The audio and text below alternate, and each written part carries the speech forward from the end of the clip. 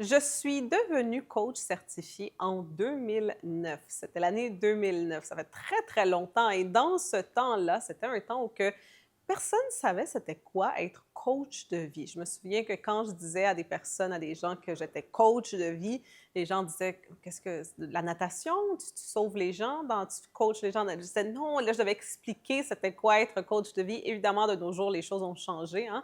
Je pense qu'être coach de vie est de plus en plus populaire. Je pense qu'à travers le monde, internationalement, les gens savent qu'est-ce que le coaching. Et maintenant, la question, c'est, si tu veux devenir coach, eh bien, comment est-ce que tu peux réussir dans ce domaine? Comment est-ce que tu peux devenir coach certifié? Mais au-delà de ça, devenir coach certifié qui a de la réussite. Et dans l'épisode d'aujourd'hui, eh bien, c'est exactement ça qu'on va aller explorer.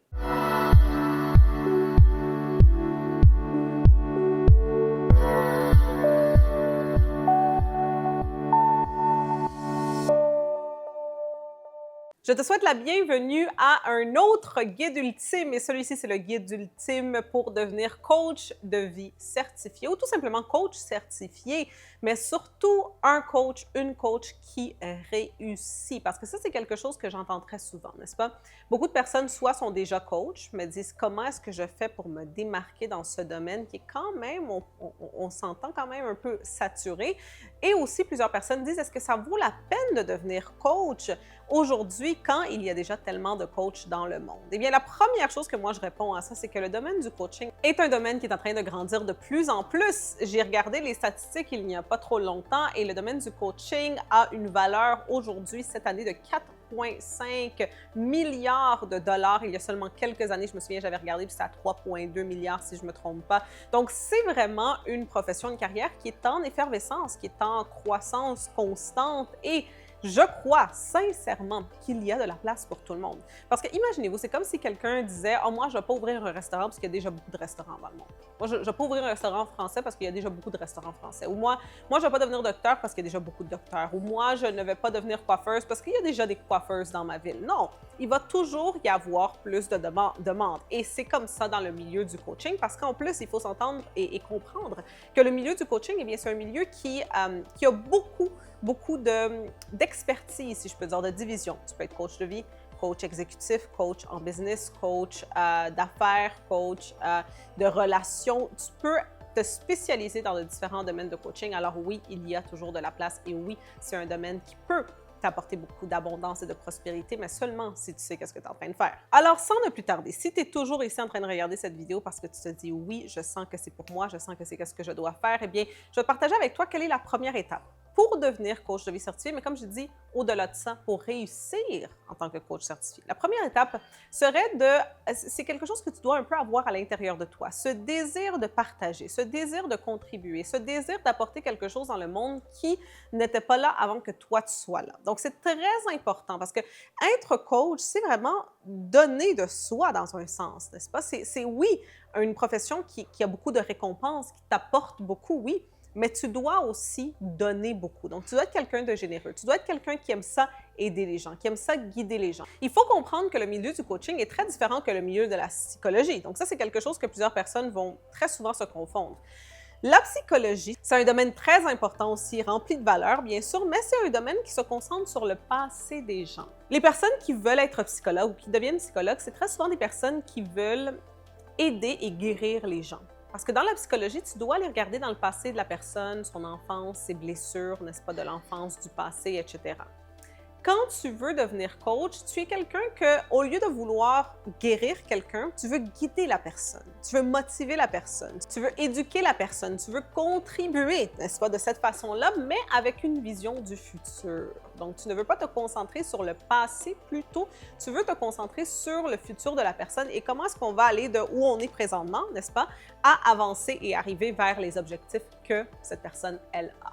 Donc, cette première étape, c'est très important de comprendre que tu dois être une personne qui veut contribuer, n'est-ce pas? Tu dois être une personne qui veut donner, qui veut enseigner, qui veut partager avec les gens.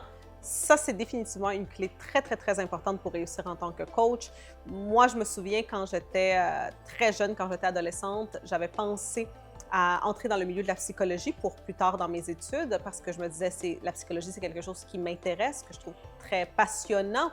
Mais je me disais, je vais jamais être capable d'être assise avec une personne qui est déprimée en train de me raconter tous ses problèmes. Moi, je vais me déprimer puis je vais pleurer avec la personne, n'est-ce pas, dans la salle. Et donc, quand j'ai découvert le milieu du coaching, je me suis dit oui, ça c'est pour moi parce que j'ai toujours été quelqu'un qui aimait que les choses avancent, n'est-ce pas? Qui aimait guider les gens, qui aimait être dans la positivité, dans l'optimisme, qui aime avancer, qui aime avoir cette approche du futur. Donc, si tu es quelqu'un qui est comme ça aussi, qui a ce désir de toujours être positif, de voir le bon côté des choses, de motiver les gens, peut-être que tu es une personne qui donne toujours des conseils à tes amis, eh bien, le coaching, c'est pour toi.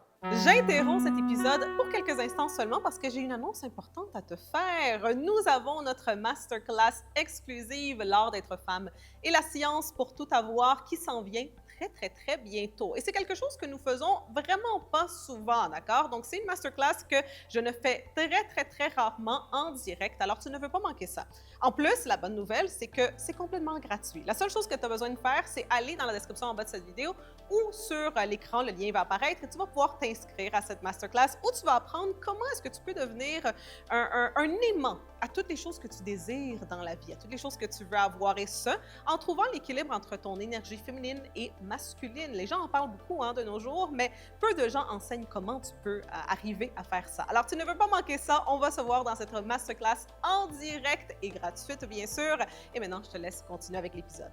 La deuxième clé qui est très importante, c'est que pour devenir une coach certifiée qui réussit, tu dois avoir une certaine expérience de vie, n'est-ce pas? Une certaine expertise aussi, mais ça n'a pas besoin d'être une expertise, une expérience de 40 ans, ou même de 20 ans, ou même de 10 ans, ou même de 5 ans. Moi, quand j'ai commencé en tant que coach, j'avais 19 ans. On s'entend que je n'avais pas grande expérience de vie à ce moment-là de ma vie. Et ce qui est très drôle quand je regarde en arrière et j'y pense, c'est que j'ai commencé en tant que coach de relations, en tant que love coach un peu. Dans ce temps-là, j'avais aucune expérience en amour, mais un peu, j'en avais un peu. C'est là mon point, n'est-ce pas? C'est le fait que j'avais pas tant d'expérience de vie, mais oui, une chose que j'avais réussi, c'était de sortir d'une relation toxique. Donc, au moment que j'ai commencé à vouloir devenir coach, que j'ai commencé à écrire mon livre, je venais de fermer la porte, de fermer le chapitre, le livre même, d'une relation toxique qui avait duré 4 ans. Et donc, je sentais que j'avais une certaine expérience dans ça, une certaine expertise, si j'ose dire. Et oui, la réalité, c'est que oui, j'étais un peu une experte dans que faire quand tu es dans une relation toxique pour t'en sortir. Et oui, parce que je m'en étais sortie, n'est-ce pas? Et donc, à ce moment-là, j'avais pu commencer ma carrière en tant que coach en partageant des conseils sur justement les relations, sur l'amour-propre, sur la confiance en soi, sur comment s'aimer soi-même. C'est pour ça aussi qu'à ce moment-là, j'ai commencé à faire une tournée des écoles secondaires pour parler aux jeunes filles dans les lycées, puis leur parler de l'amour de soi, le respect de soi, etc. Parce que j'avais une certaine expertise dans ce domaine-là, n'est-ce pas? Donc, moi, je dis toujours que quand tu veux être coach, il faut que tu regardes, OK, dans quel domaine et est-ce que dans ce domaine, tu as une certaine expérience, même si elle est tout petite.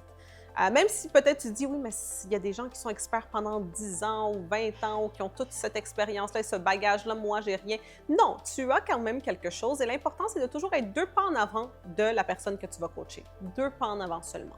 Donc, moi, à ce moment-là, comme j'ai dit, j'avais 19 ans, donc les personnes que je coachais, c'était surtout dans les écoles. J'allais faire des conférences dans les écoles, des workshops dans les écoles pour enseigner aux jeunes filles qui étaient adolescentes, tu comprends? Et après, ça a transitionné vers un public qui, par la suite, était plus âgé. Mais c'est très important, quand tu deviens coach, si tu veux devenir coach, c'est de te demander, OK, quelle est mon expertise?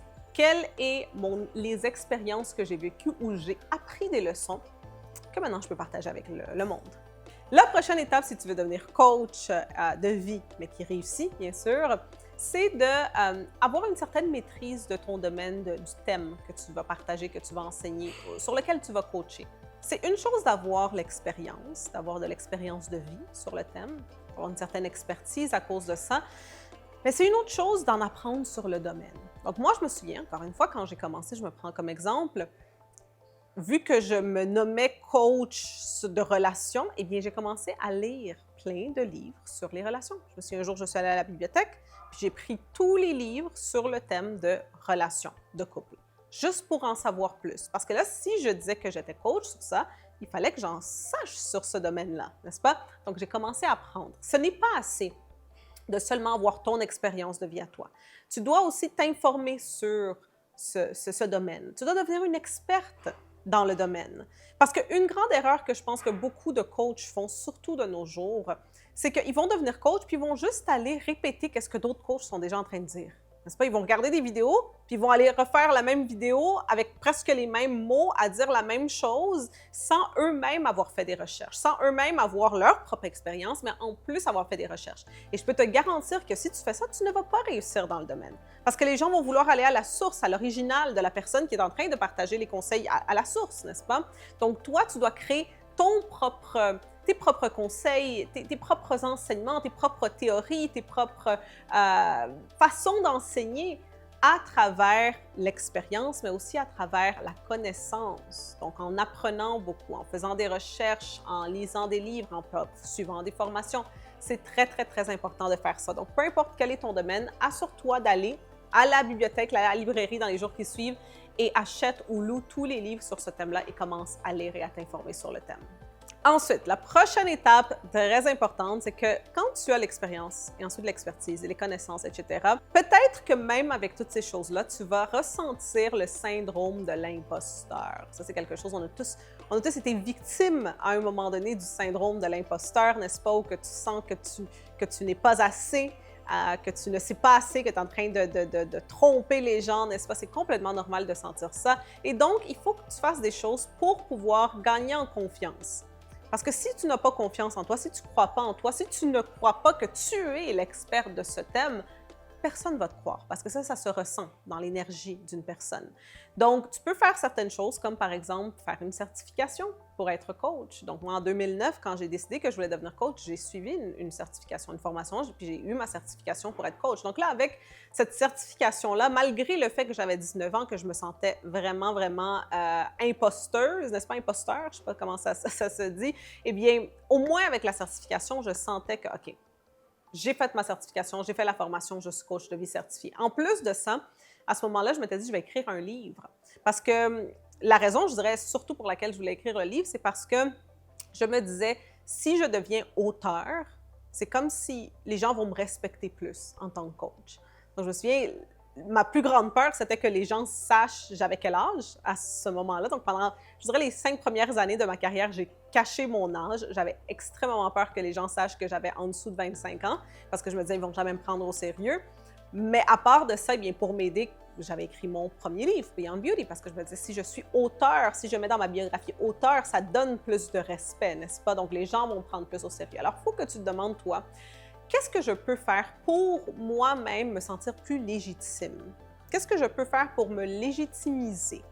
Est-ce que c'est en faisant une certification? Est-ce que c'est en écrivant un livre? Est-ce que c'est en faisant des conférences? Est-ce que c'est en suivant une certaine formation? Que peux-tu faire pour aller te battre contre ce syndrome de l'imposteur? C'est très important parce que, comme je dis, sinon, si tu ne crois pas que tu es coach, experte, personne ne va le croire.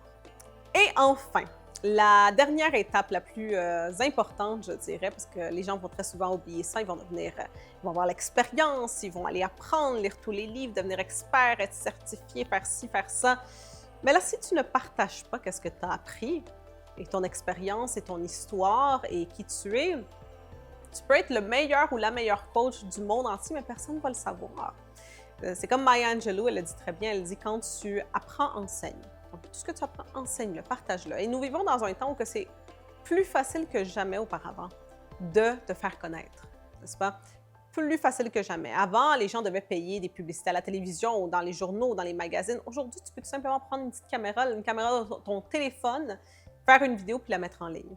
Aujourd'hui, tu peux tout simplement, même avant, dans le temps, tu pouvais aller puis donner des conférences gratuitement. Moi, c'est ça que j'avais commencé à faire au début de ma carrière, c'est faire une tournée de conférences des écoles secondaires gratuitement.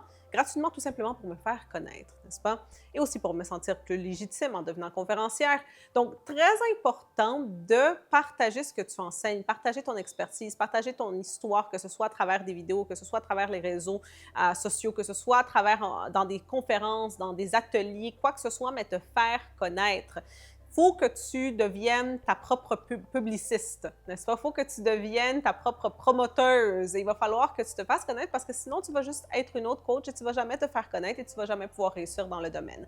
Oui, c'est un domaine qui est très compétitif de nos jours, mais il faut absolument que tu sois là en train de partager qu'est-ce que tu sais, en train de partager ton histoire et que tu saches que qu'est-ce que tu as à partager, ça va apporter de la valeur dans la vie des gens. Et je vais même rajouter un dernier point qui serait la patience. Très important d'avoir de la patience. Je pense que à cause qu'on vit dans un temps, l'ère du micro-ondes, dans un sens, on veut que tout arrive rapidement. On peut croire que les choses vont se passer rapidement qu'en faisant une vidéo, tout va exploser puis ça va être super, mais c'est pas comme ça.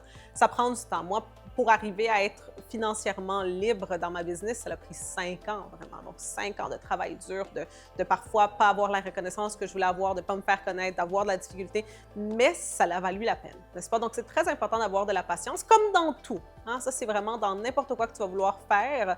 Dans la vie, il va falloir que tu aies de la patience. Alors, voilà ce que je voulais partager aujourd'hui, ce guide ultime pour devenir coach certifié, mais un coach certifié qui réussit. Maintenant, si tu voudrais devenir coach certifié et justement faire une certification, nous avons une certification qui s'appelle Coach de vie certifié AVA, Coach de vie certifié international AVA. Donc, c'est une certification internationale, reconnue à l'international, qui existe depuis l'année 2018. Donc, ça fait maintenant plus de 5 ans qu'elle existe, même 7 ans à peu près. Nous avons des centaines de coachs à travers le monde qui se sont gradués de cette certification, qui aujourd'hui sont en train de pratiquer ce merveilleux métier d'être coach. Si tu veux avoir plus de détails pour toi aussi te certifier, va dans la description en bas de cette vidéo.